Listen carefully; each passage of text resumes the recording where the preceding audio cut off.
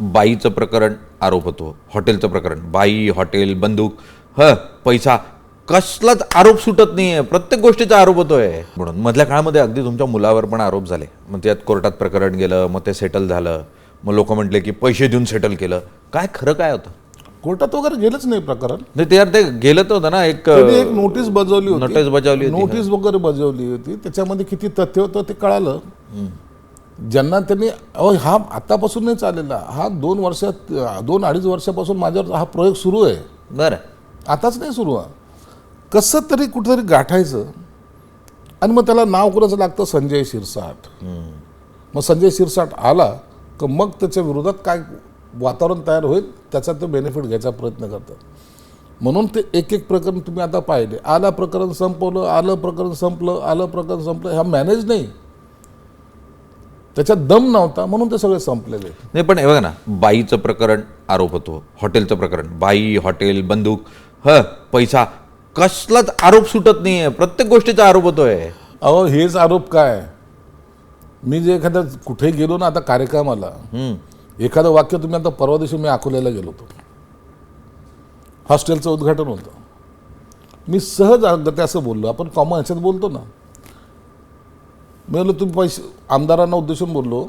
स्टेजवर 3 पक्षाचे 3 आमदार होते, काँग्रेस होतं, भाजप होतं, राष्ट्रवादी होतं. मी बोललो तुम्ही माझ्याकडे पैसा मागा, 5 मागा, 10 मागा, 15 मागा, 20 कोटी रुपये मागा हॉस्टेलसाठी. दिले नाही तर नावाचा संजय शिरसाटने, अरे पैसा काय आपल्या बापाचा आहे,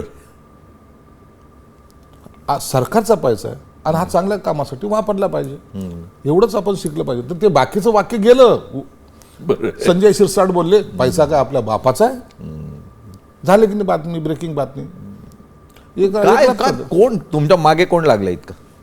हे बघा, राजकारणामध्ये काही लोकांना हे एवढे रिकामे उद्योग असतात, त्यांना वाटतं एखादं प्रतिस्पर्धी पण असतो, जवळचा असतो, आलेख जर वाढता चालला ना, उद्या तुम्ही टॉपवर जाताय असं जर लोकांना वाटलं ना, तर काही जे असतील ना हितचिंतक, ते तुम्हाला विरोध करायला कोणत्या ना कोणत्या कारणाने बदनाम करायला सुरुवात करतात.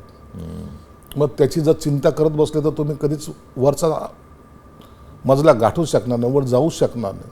म्हणून त्याची चिंता जास्त नाही केली पाहिजे. या चिंतेमुळं तो काय बोलला, मग मला झोप नाही आली, तो काय बोलला, असं कसं झालं, असं जर विचार करत बसलो तर आपल्याला प्रगतीसुद्धा करता येणार नाही.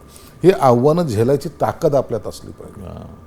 आम्ही काय केलं, आम्ही जो उठाव केला, ही ताकदच होती ना आव्हान झेलायची. त्या काळामध्ये त्यावेळेला असलेली उद्धव ठाकरेबद्दलची सिंपती आणि त्याच्यानंतर केलेला उठाव, किती विरोधाला समोर जावं लागलं आणि तो विरोध मिटवण्यासाठी जो काही वेळ लागला, त्याच्यानंतर लोकांना आमची भूमिका जेव्हा कळाली तेव्हा तो विरोध मावळला. परंतु असं कधी कधी वाटायचं की काय करून बसलोय आपण, का लोक असे बोलत आहेत, आपण चांगलं करायला गेलं तरी बोलत आहेत, परंतु त्याच्या उत्तर फक्त वेळच देऊ शकते. पण आज पण ते म्हटले उद्धव ठाकरे गद्दारच असतात म्हणून. आता खरं मला कधी कधी ते उद्धव ठाकरे साहेबाचं आश्चर्य वाटतो. गद्दारी कोणी केली? काँग्रेसबरोबर कोण केलं? तुम्ही. काँग्रेस राष्ट्रवादीवाले तुम्ही गेले. 19 निवडणूक आम्ही शिवसेना आणि भाजपने लढवली ना. बरोबर आहे. मग तुम्ही गेले तर गद्दार होत नाही का? 100 वेळा सांगून झालं की शिवसेना प्रमुखांनी आयुष्यामध्ये कधी काँग्रेसची राष्ट्रवादीची हातमिळवणी केली नाही. केली होती ना, किती वेळेला काँग्रेस बरोबर गेले बाळासाहेब ठाकरे.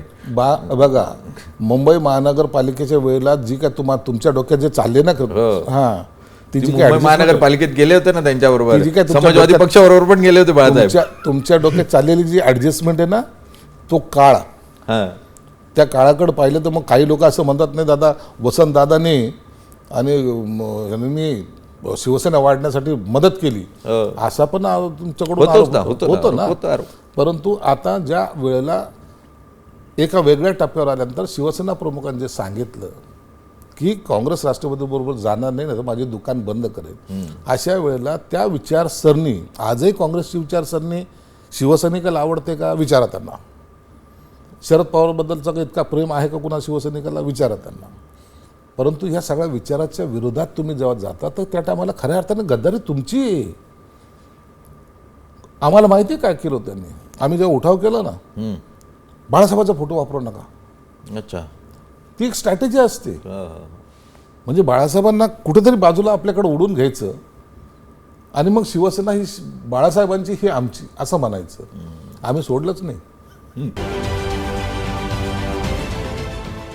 देश विदेशातील प्रत्येक घडामोडींचे लाईव्ह अपडेट मिळवण्यासाठी आता साम टीव्हीच्या सर्व सोशल मीडिया प्लॅटफॉर्मला लाईक, फॉलो आणि सबस्क्राईब करा.